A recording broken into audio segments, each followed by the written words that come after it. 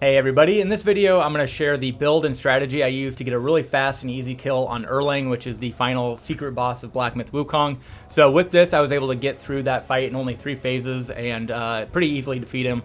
But before that, just really quickly touching on what you need to do to unlock this boss. I won't go into too much detail, but this is in the Great Pagoda. So as you complete chapters in the game, you'll notice these murals fill in. So first you need to get all the murals, and then you also need to do a couple other steps. So you'll have to unlock 4 of the secret areas as we get through the game here. You've got this one in Chapter 1, you've got this one in Chapter 2, this one in Chapter 4, and this one in Chapter 5. And then also within Chapter 3, you need to complete the Watermelon Treasure Hunt quest. So once you have those complete, that should then meet the requirements for this. And if you do that, you'll kind of know by seeing an NPC up here at the top, which you can then talk to, and that will then take you into the area where this boss is.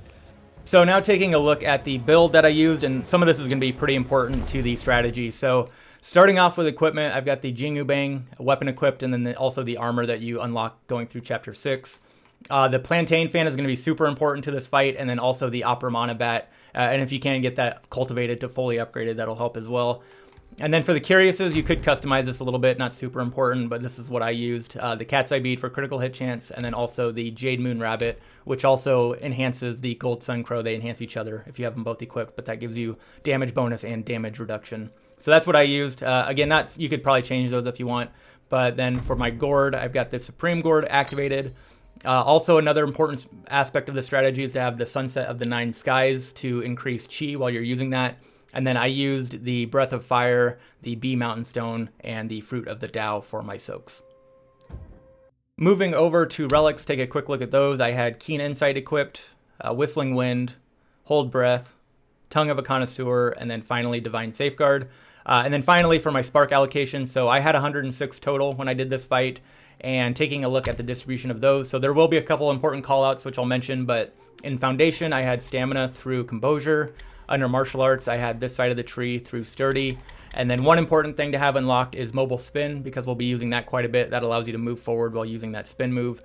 And then, again, you could customize this part a little bit, but this is what I did. I had some remaining points that I put in Stamina, but then I have Wrathful Escalation fully upgraded, Spiritual Awakening fully upgraded, Wrathful Might fully upgraded, and then finally Surging Momentum fully upgraded, mainly just to increase my attacks and mana and whatnot. For Staff Stance, got 20 points in there for Smash Stance, as you can see. And then finally, the 2 other big things. We don't have anything under Mysticism. We have Cloud Step fully upgraded, as you can see. And then finally, we're also going to be using a Pluck of Many, which is going to be important in this strategy. And we've got that fully upgraded as well. And then nothing under Transformation. All right, so now going through the fight as we walk up the stairs into the arena here. So this strategy is going to be all about using the Plantain Fan and then building up Chi as often and as quickly as possible. So as we get to the arena here, and pause for a second, a couple call outs. So with this boss, you'll notice he's got an extra shield that you need to break through. If you try and fight him with that active, it's not going to go well. So the Plantain Fan does a really good job breaking through that. That's why we want to use it as often as possible. So starting off, first thing you want to do, get to about the middle of the arena and then activate that Plantain Fan. So as that activates, it'll disrupt his initial attack that he tries to do, but then if you watch his shield, you can see it just kind of eats through that super quick. Wait until that's fully depleted, and while we're doing that, we're going to charge up a 3 focus attack. So after the shield's gone, activate that heavy charge attack, go in for a light attack combo, and then use your Opera Mana Bat to freeze him. Again, only try and freeze him when his shield is gone.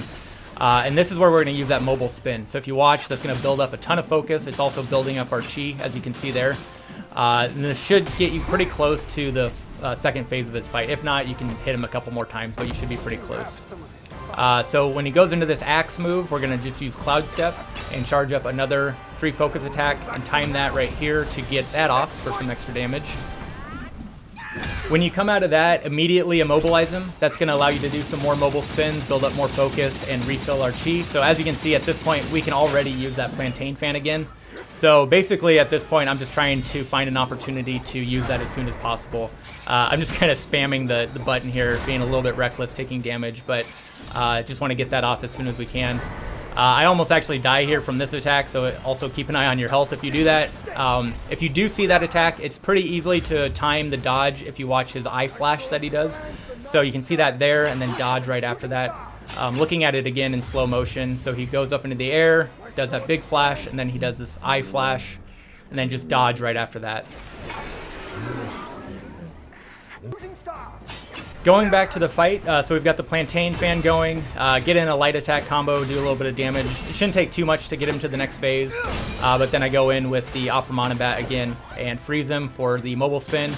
If you can, try and plan this out so you have 4 focus points after this portion of the fight. As he goes into the next phase, we'll use that here in a second, but he's going to do this aerial laser attack. I just kind of spam dodge, honestly. No big strategy there. He might get hit once or twice. And again, if you use your gourd to heal, it's also going to be refilling chi, so that's kind of a good thing. But then he'll follow this up with this other aerial attack, and we're going to use Cloud Step to avoid that. And we're also going to time this with our 4 focus attack. So make sure your spacing is good. But the way we time that is, if we take a look at that again, he'll go into the air, do this whole display. What we're looking for, though, is those red flashes. That's going to sort of let us know when to activate the 4 focus attack. And again, you want to have your spacing right so you hit him. But once you see those red flashes, activate that, and you should time it right for when he lands to hit him with that big heavy charge attack. At this point, again, all we're really concerned about is trying to refill our chi. So you can see mine's almost ready to go again. I'm trying to get in a couple attacks to refill it, but honestly, if your gourd is in good shape, you could just chug that a couple times and you should be good to go, which is kind of what I end up doing here. I just take a couple drinks to refill it. So now our Plantain Fan's ready to go. The one thing you want to watch out for this phase is this attack here.